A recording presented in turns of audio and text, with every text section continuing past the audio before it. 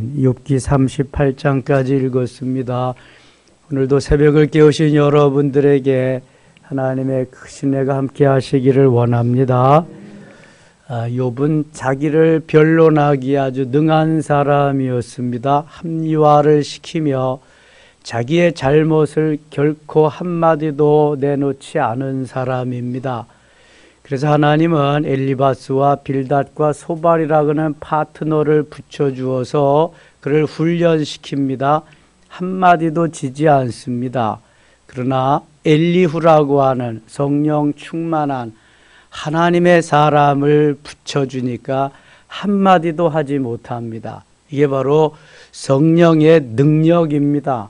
하나님이 주시는 힘과 능력으로 완전 무장하고 성령 충만한 엘리후가 등장하니까 드디어 욥은 꼬리를 내리게 됩니다. 한마디도 하지 못합니다.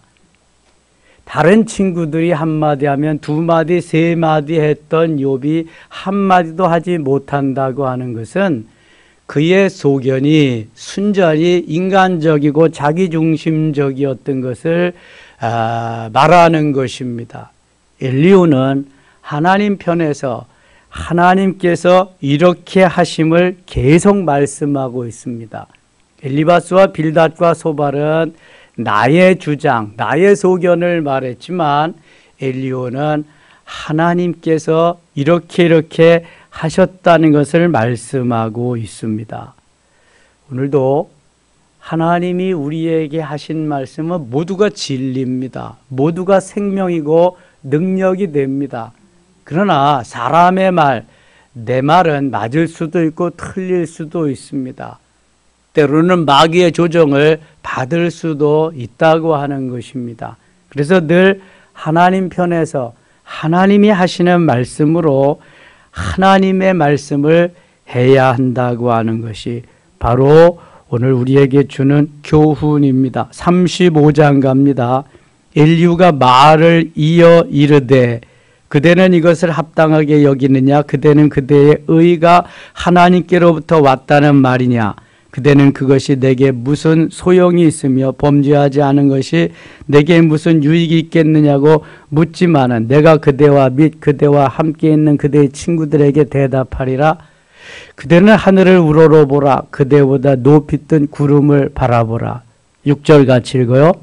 그대가 범죄한들 하나님께 무슨 영향이 있겠으며 그대의 악행이 가득한들 하나님께 무슨 상관이 있겠으며 내가 하나 범죄한들 하나님이 무슨 영향이 있겠느냐? 내가 무슨 선한 일을 해도 하나님 무슨 상관이 있겠느냐?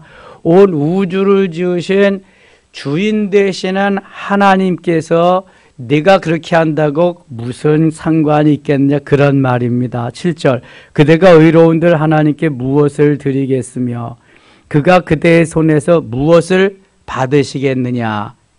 욥은 자기가 하는 행동이 엄청난 대단한 것인 줄 알고 있는데 하나님께서 볼 때는 그 아무것도 아니라는 거죠. 8절 그대의 악은 그대와 같은 사람에게나 있는 것이요 그대의 공의는 어떤 인생에게도 있느니라.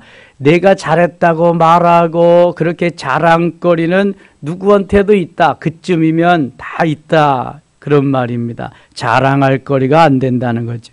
사람은 학대가 많음으로 부르짖으며 군주들의 힘에 눌려 소리치나 나를 지으신 하나님은 어디 계시냐고 하며 밤에 노래를 주시는 자가 어디 계시냐고 말하는 자가 없구나. 너만 그렇게 나대고 너만 그렇게 자랑을 하고 그러지 그런 사람이 별로 없다. 그런 말입니다. 13절 가겠습니다. 헛된 것은 하나님이 결코 듣지 아니하시며 전능자가 돌아보지 아니하심이라. 욥이 말하는 것은 주로 헛된 자기 주장일 뿐이라는 거죠. 하물며 말하기를 하나님은 배울 수 없고 일에 판단하심은 그 앞에 있으니 나는 그를 기다릴 뿐이라 말하는 그대일까 보냐. 이렇게 엘리후가 욥에게 지금까지의 모든 되어진 상황을 종합적으로 하면서 말을 하는 것입니다. 욥은 여기에 대답을 못합니다. 36장 갑니다.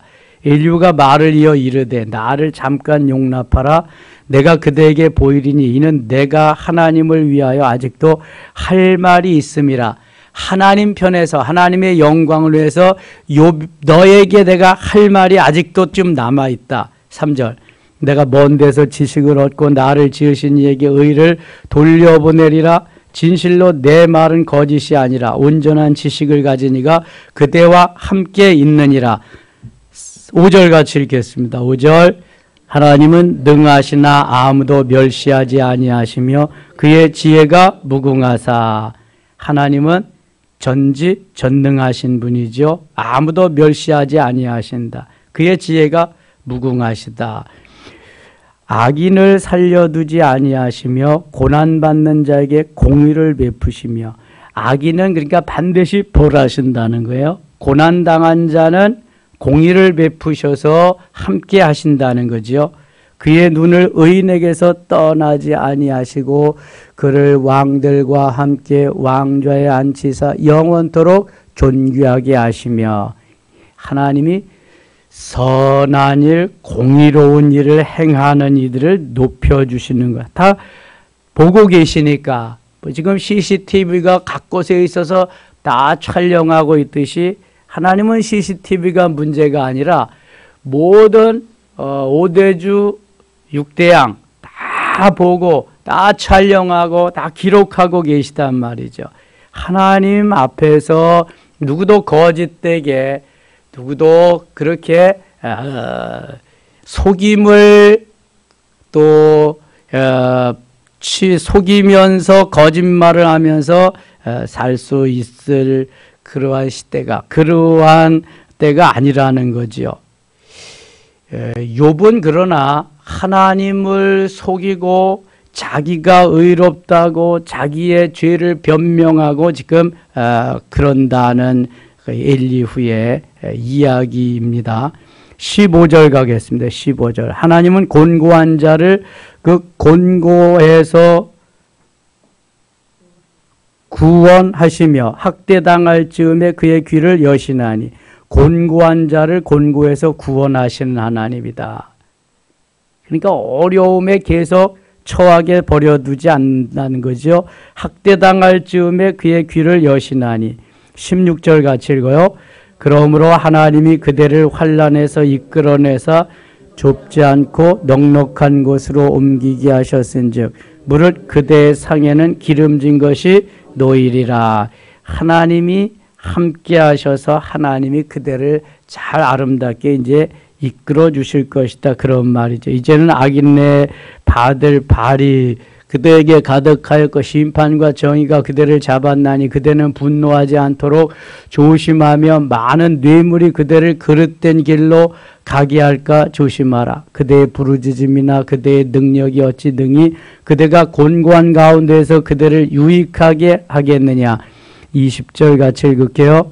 그대는 밤을 사모하지 말라. 인생 밤에 그들이 있는 곳에서 끌려가리라. 밤은 죄악을 악을 조장하는 죄악을 만들어내는 그러한 어둠의 세계, 사단이 좋아하는 시기 때문에 그걸 좋아하지 말라는 거죠. 21절 삼가 악으로 치우치지 말라. 그대가 환난보다 이것을 택하였느니라.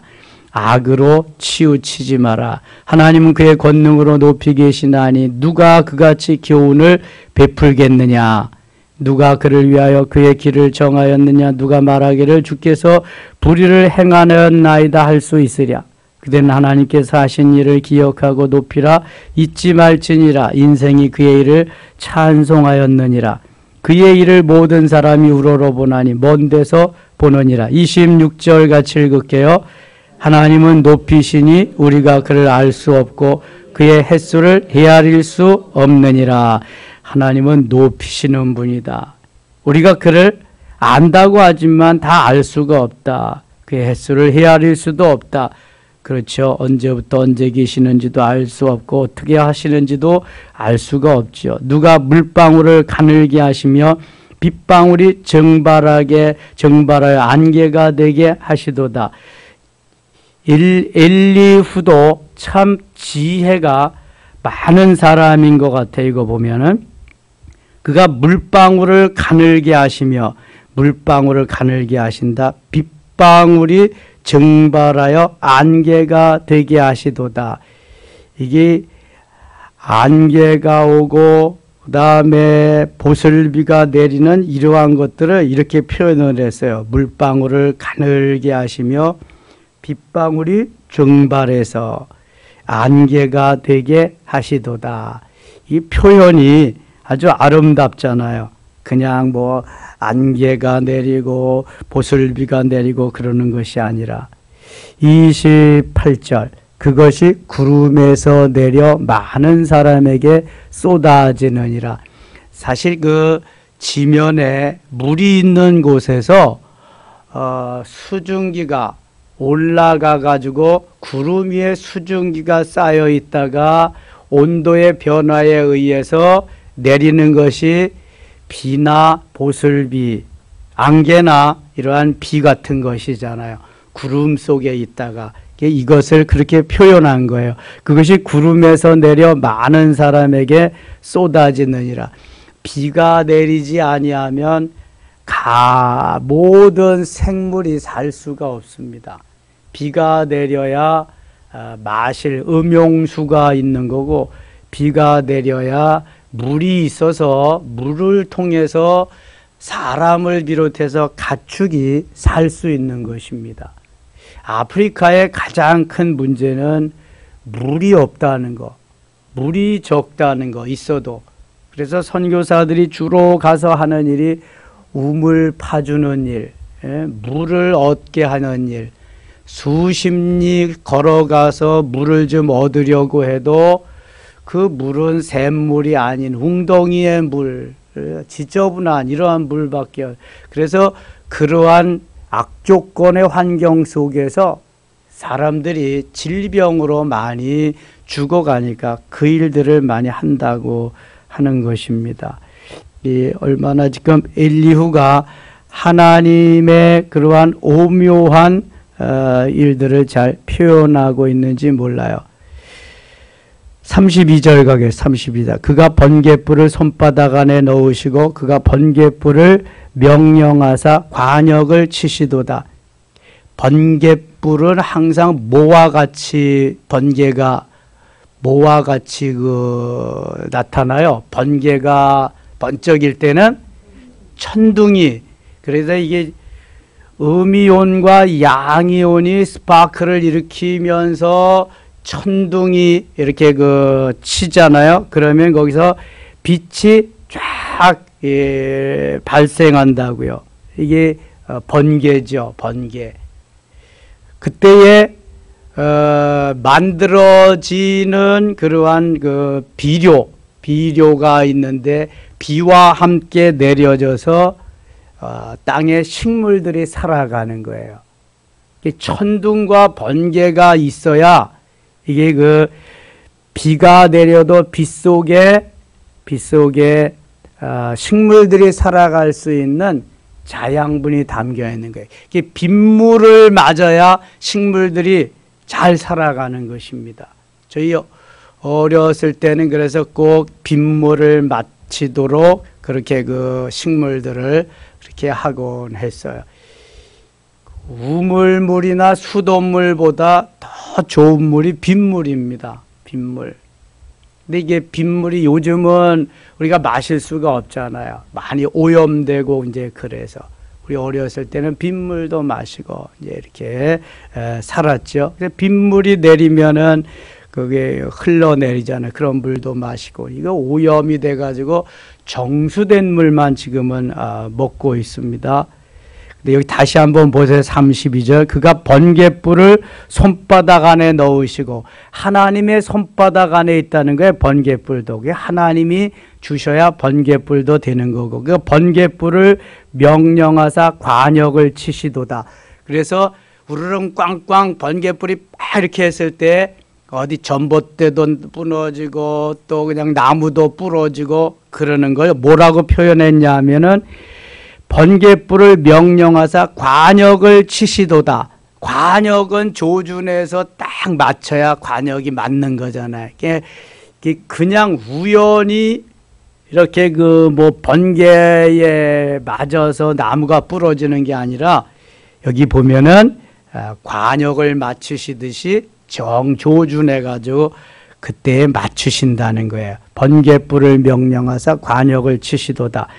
그의 우레가 다가오는 폭풍우를 알려주니, 풍우, 비바람, 그의 우레가 천둥, 그것이 다가오는 풍우를 알려주니 가축들도 그 다가옴을 아느니라. 이 가축들이 비가 내리고 천둥 번개가 치는 걸 더 많이 잘 안다고 하는 거잖아요. 이 미물들이지만 잘 알 수 있다.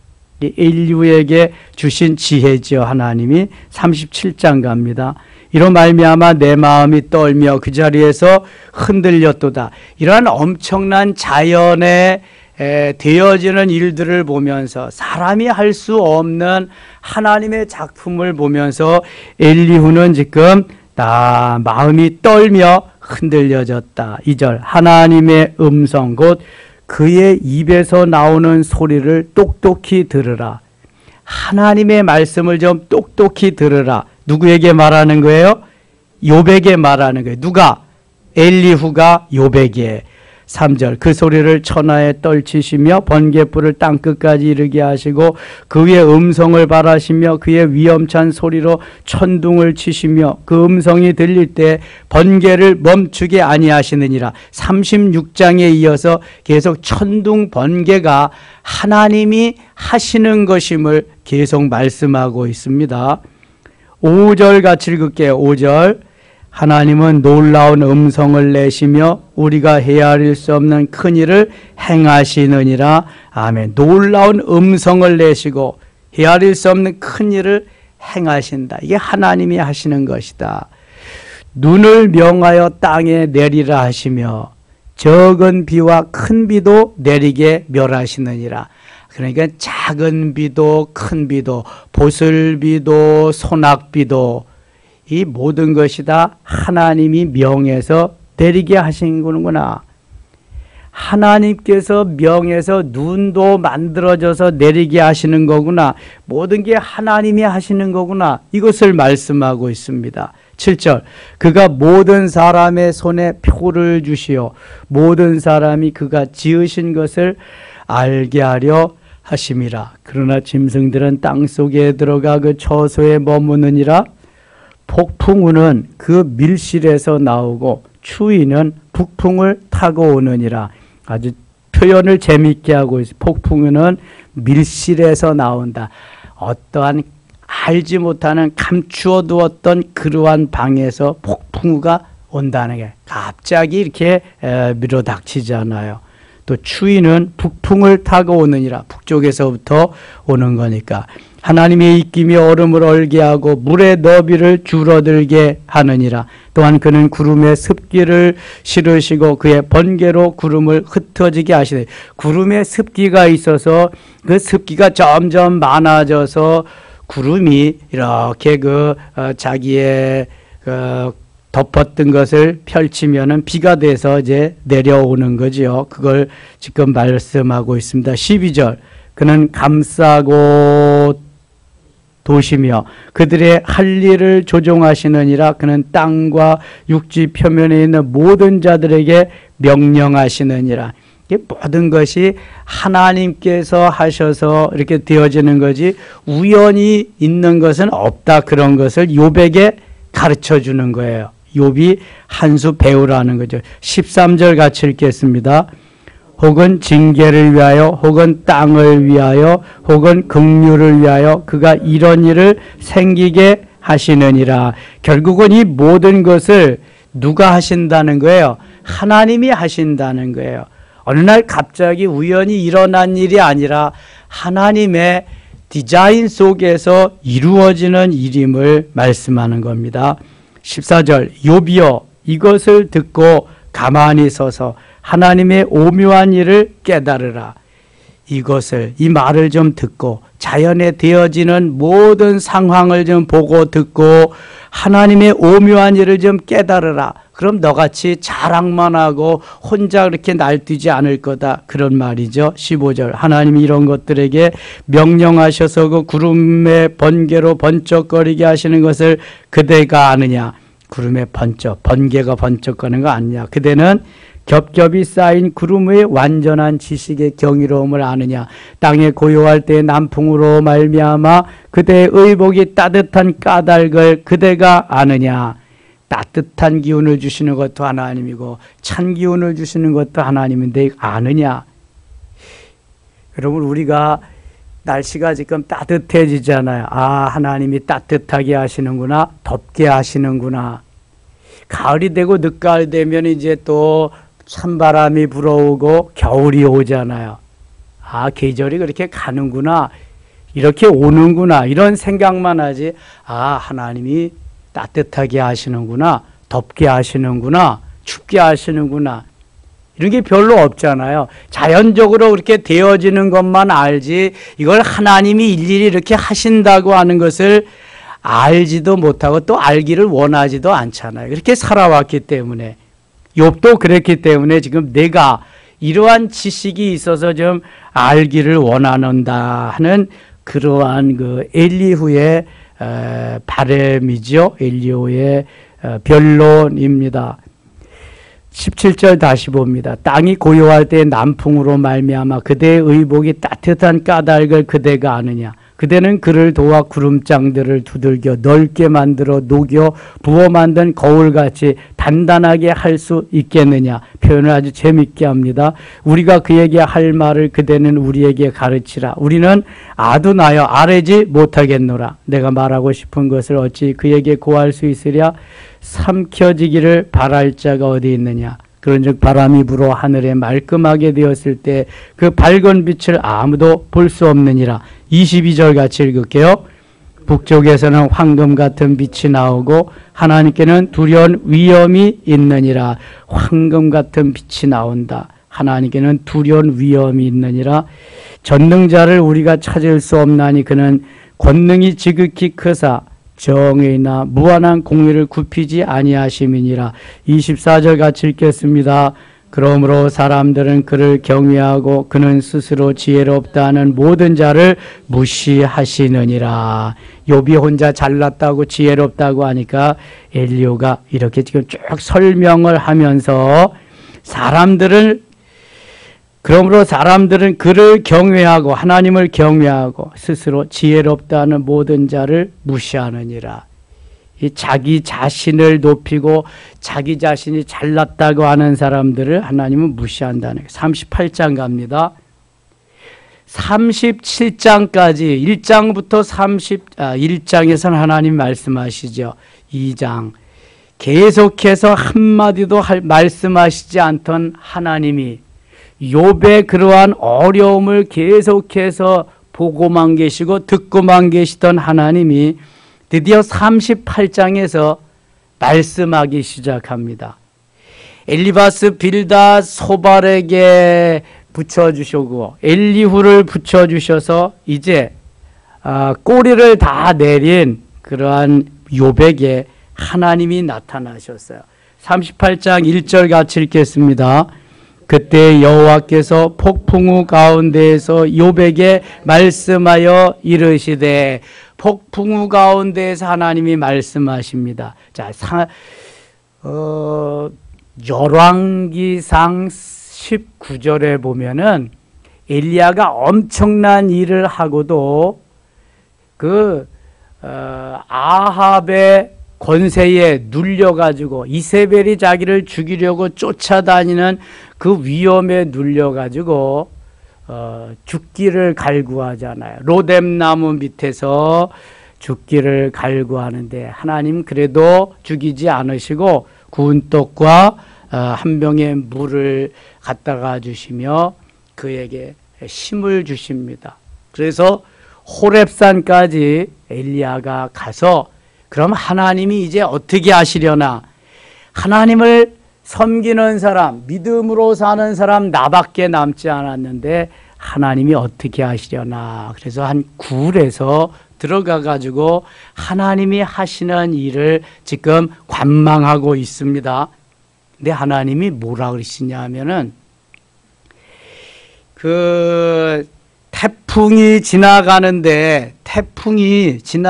거기에 이렇게 폭풍 가운데 말씀하시는 주님같이, 요백에 말씀하시던 주님같이 하나님이 계셔야 되는데 계시지도 않고 말씀도 안 하는 거예요. 지진이 일어나는데 지진 속에서도 하나님이 말씀하시지 않고 계시지도 않고, 그 다음에 불이 일어나는데 불 속에도 하나님은 계시지도 않고 말씀도 안 하시는 거예요. 그래서 태풍도 지나가고 지진도 지나가고 불도 다 지나간 다음에 하나님이 그때야 말씀하십니다. 어떻게 말씀하세요? 세미한 음성으로. 쩡쩡 울리는 엘리야야야야 하면서 하는 게 아니라 세미한 음성으로 속에서 엘리야야 내가 왜 여기 있느냐. 내가 있을 자리가 여기가 아닌데, 내가 있을 군번이 여기가 아닌데 왜 내가 여기 있느냐. 그러면서 너 외에도 바알에게 무릎을 꿇지 아니한 사람들이, 하나님의 사람들이 몇 명이나 있다? 7,000명이나 있다. 너 착각하지 마라. 7,000명이나 무릎을 꿇지 아니한 하나님의 사람들이 있다. 그러면서 엘리야에게 다시 사명을 불어넣어 주십니다. 오늘 요백에는 태풍 가운데, 폭풍 가운데에 하나님이 말씀합니다. 다시 보세요. 그때 여호와께서 폭풍우 가운데에서 요백에 말씀하여 이르시되, 폭풍우가 불면은 혹시 하나님 말씀하지 않으실까 한번 귀 기울여 봐야 됩니다. 하나님 말씀하시면 얼마나 좋아요. 그때 말씀 딱 하시면. 요백의 폭풍우 가운데 말씀하셨어요. 대부분 그러나 하나님이 엘리야에게 말씀하셨듯이 세미한 음성으로 말씀하십니다. 영으로 말씀하십니다. 때로는 은사적으로도 말씀하시고요. 찬송하다가도 말씀이 들려오고요. 기도하다가도 들려오는데 세미한 음성으로 들려올 때가 많다. 폭풍우 가운데에서 누구예요? 사울이 변화돼서 바울이 되어가지고 사울아 사울아 네가 왜 나를 핍박하느니라 쩡쩡 울리는 음성으로도 들려올 수 있지만, 그러한 음성은 생애 한두 번 있을까 말까, 없을 수도 있다. 그러나 세미한 음성은 자주 가끔 얼마든지 들을 수 있다. 아멘입니까? 이것은 내가 하나님과의 관계를 가까이 하면서 사모할 때에 지속적으로 교제하며 들려주시는 거예요. 묻고 말씀하시고 하나님 말씀하시고 대답하시고, 이것이 계속 우리 가운데 되어져야 된다. 2절 갑니다. 무지한 말로 생각을 어둡게 하는 자가 누구냐. 지금 욥은 계속해서 변론하고 떠들어부시고 자기만 잘났다고 정당화하고 그러지만, 무지한 말로, 무식한 말로 그렇게 생각을 어둡게 했구나. 그걸 알 수가 있습니다. 엘리바스 빌다 소발도 마찬가지입니다. 그래서 42장에 가서 야단 맞습니다. 하나님 앞에. 3절. 너는 대장부처럼 허리를 묶고 내가 네게 묻는 것을 대답할지니라. 너는 대장부처럼 허리를 묶고 짠짠하게 쫀쫀하게 그러지 말고 대장부처럼 당당하게. 야곱이 그 아들 솔로몬에게 너는 대장부가 되라, 대장부처럼 살아라, 유언을 그렇게 합니다. 하나님이 욥에게 너는 대장부처럼 허리를 묶고 내가 네게 묻는 것을 대답할지니라. 기면 기고 아니면 아니고 확실히 대답을 해라. 4절 같이 읽을게요. 내가 땅에 기초를 놓을 때 네가 어디 있었느냐? 내가 깨달아 알았지는 말할지니라. 알았거든 말할지니라. 내가 땅에 기초를 놓을 때, 언제를 말할까요? 천지 창조할 때. 천지 창조할 때 내가 어디 있었느냐? 어디 있었어요? 어디 있었는지 알지도 못하지. 어머니 뱃속에도 없었을 때니까. 그때 내가 땅의 기초 천지를 창조할 때 내가 어디 있었느냐? 내가 깨달아 알았거든 말할지니라. 너 그거 알았으면 말을 한번 해봐라. 누가 그것의 도량법을 정하였는지, 누가 그 줄을 그것의 위에 띄었는지 내가 아느냐. 물은 얼마나 있게 하고, 그 다음에 이 길이는 얼마가 되고, 곧게는 얼마, 도량법은 그런 거, 도량법은 물, 또 줄을 그것의 위에 띄어, 이것도 재는 거, 이런 거, 치수, 이런 거 다. 그것에 띄었는지 내가 아느냐. 그것의 주초는 무엇 위에 세웠으며 그 모퉁이 돌을 누가 놓았느냐. 그때 새벽별들이 기뻐 노래하며 하나님의 아들들이 다 기뻐 소리를 질렀느니라. 바다가 그 모태에서 터져 나올 때에 문으로 그것을 가둔 자가 누구냐. 너무 멋있게 표현을 하셨어. 그렇죠? 바다가 그 모태에서 터져 나올 때 문으로 그것을 가둔 자가 누구냐. 하나님이 다 하셨지 누가 하셨겠어요. 그래서 낮은 곳은 바다가 되고 높은 곳은 육지가 되는 거지. 5대양 6대주가 그래서 생겼잖아요. 이게 다 하나님이야. 너는 그걸 아느냐. 그렇게 반문하는 것입니다. 바다가 그 모태에서 터져 나올 때 너무 재밌잖아요. 문으로 그것을 가둔 자가 누구냐. 가둬서. 그래서 육지가 생기고 바다가 생기고. 그때 내가 구름으로 그 옷을 만들고 흑암으로 그 강보를 만들고 한계를 정하여 문빗장을 지르고 이르기를 내가 여기까지 오고 더 넘어가지 못하리니 내 높은 파도가 여기서 그칠지니라 하였노라. 내가 너의 날에 아침에게 명령하였느냐. 새벽에게 그 자리를 일러주었느냐. 그것으로 땅끝을 붙잡고 악한 자들을 그 땅에서 떨쳐버린 일이 있었느냐. 땅이 변하여 지늘개 인친 것 같이 되었고 그들은 옷같이 나타내되 악인에게는 그 빛이 차단되고 그들의 높이든 팔이 꺾이느니라. 내가 바다의 샘에 들어갔었느냐. 깊은 물 밑으로 걸어다녀 보았느냐. 이런 걸 창조시 때 한 걸 어떻게 알겠어요. 너는 네가 잘났다고 그냥 지혜롭다고 뭐 의롭다고 계속 방방 뛰고 자기는 뭐 범죄치 않고 죄도 범하지 않고 그랬다고 하지만 너는 정말 이런 걸 아느냐. 아주 기초부터 기본부터 하나님이 욥에게 한 수 가르쳐 주십니다. 기본으로 좀 돌아가라는 거죠. 기본으로. 7절 사망의 문이 내게 나타났느냐. 사망의 그늘질 문을 내가 보았느냐. 땅의 너비를 내가 측량할 수 있느냐. 내가 그 모든 것들을 다 알거든 말할지니라. 한번 알면 말해봐라. 그런 거예요. 19절 같이 읽겠습니다. 19절 어느 것이 광명이 있는 곳으로 가는 길이냐. 어느 것이 흑암이 있는 곳으로 가는 길이냐. 여러분들은 알 수 있을까요? 하나님이 해놓으신 거. 자, 이게 욥에게 하나님이 계속 질문을 하시는 것은 욥이 하도 그냥 뭐 나대니까 그래요. 인정을 전혀 하지 않고 자기만 잘났다 그러니까 하나님이 지금 깨우쳐 주시는 거예요. 욥을. 25절 갑니다. 누가 홍수를 위하여 물길을 터주었으며 우레와 번갯길을 내어주었느냐. 누가 사람 없는 땅에 사람 없는 광야에 비를 내리며 황무하고 황폐한 토지를 흡족하게 하며 연한 풀이 돌아나게 하였느냐. 비에게 아비가 있느냐. 이슬방울은 누가 낳았느냐. 이런 걸 생각해 본 사람들이 있을까요? 아, 비가 오는구나. 비 많이 오면 좋고, 아유, 지금 와야 되는데, 이 비가 와야 곡식도 살잖아요. 우리 사택 옆에 한 평 정도 되는 땅이 있는데, 그 이정석 집사님이 땅 파면은, 이경숙 권사님이 갖다가 이게 고추하고 그 도마도하고 심어 주시는데, 물은 우리가 줘야 되거든요. 근데 안 줬더니 빼빼 말랐어. 물을 안 주면 죽습니다. 근데 어제 비가 조금 왔잖아요. 이 물이 있어야 돼. 비가 와야 되는데 비가 오면 좋은 것이고. 그래서 옛날에 비가 안 오면 기우제를 지내잖아요. 산신령한테. 또 그냥 고사를 지내면서 비가 안 오면은 농사를 할 수 없습니다. 지금 이러한 과정을 욥에게 지금 다 말하는 거예요. 알 수 있느냐. 31절 갑니다. 내가 묘성을 떼어 묶을 수 있으며 삼성의 띠를 풀 수 있겠느냐. 이게 뭐 별자리들을 말하는 거죠. 너는 별자리들을 각각 제때에 이끌어낼 수 있으며 북두성을 다른 별들에게로 이끌어갈 수 있겠느냐. 내가 하늘의 궤도를 아느냐. 하늘로 하여금 그 법칙을 땅에 베풀게 하겠느냐.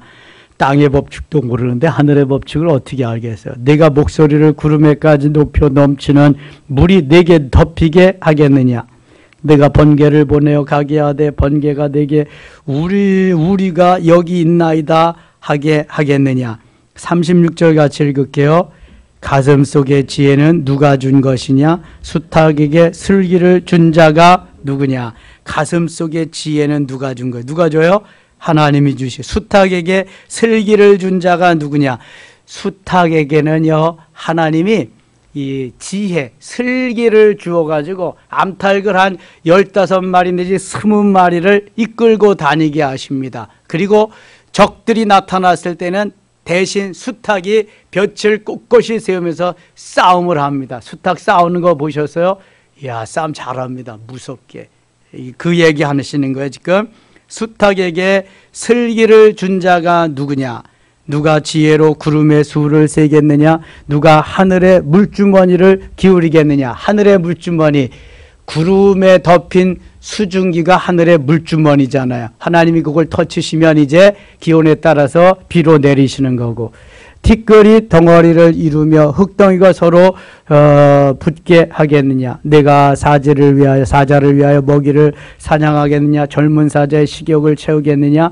그것들이 굴에 엎드리며 숲에 앉아 숨어 기다리느니라. 이거 다 누가 하신다는 거야? 누가? 하나님이 하신다는 거야. 하나님. 너는 그걸 아느냐? 그런 반문하는 겁니다. 41절 읽고 마치겠습니다. 41절.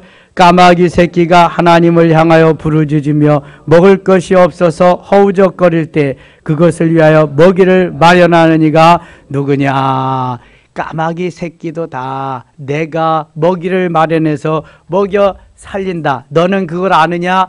이 의미에는 내가 너도 보내서 너도 살려주고 내가 부자가 되게 하고 십남매 되게 갖게 하고 건강 주고 다 누가 한 거냐? 이거 묻는 거예요. 누가? 욥은 하나님이 하셨어요가 아니라 다 자기가 한 것처럼 하고 살고 자기가 의롭다고 계속 변명을 하니까 하나님이 파트너를 붙여주시고 이렇게 다 이제는 대답할 것이 없으니까 한 수 가르치시면서 깨우쳐 주시는 거예요. 여러분, 우리에게도 하나님이 어리석은 우리를 좀 하나하나 깨우쳐 주시기를 원합니다. 그래서 이제 나는 없고 오직 주여만 있어서 주님이 모든 것을 행해 나가실 때 형통한 역사가, 승리의 역사가 일어나게 될 줄 믿습니다. 하나님 아버지 은혜를 감사합니다.